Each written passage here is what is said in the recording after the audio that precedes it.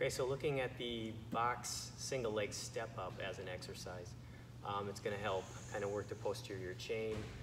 It is a quadriceps exercise, but it's also a lot of a hamstring and glute exercise.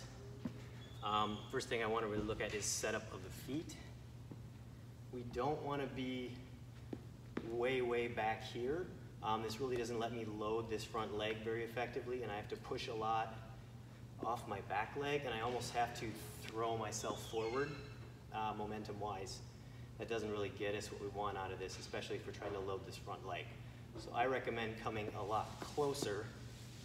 The higher the box, obviously, you're coming into more hip flexion, knee towards the chest, and that's going to require more push into hip extension to come out of that.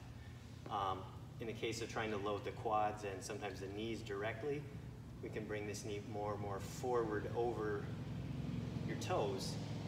That is going to kind of put your back leg back here, and it actually can be stressful on the knee if it's not something you're used to. It also depends on how your ankle mobility is. But we can push that way for a more quad and knee heavy exercise. Otherwise, we're going to pull back just a little bit and kind of stay tall, drive through glutes and hamstrings, push through the heel, and push yourself up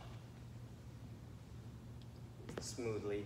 My foot is slightly off the box. You don't necessarily want that. I just happened to notice that it was.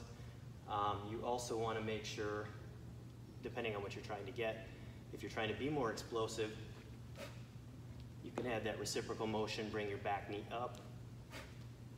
If you're focusing more on strength and control, you're trying to keep your knee from wobbling around, those kind of things, you're going to go a little slower. You're going to lean in, brace, and push.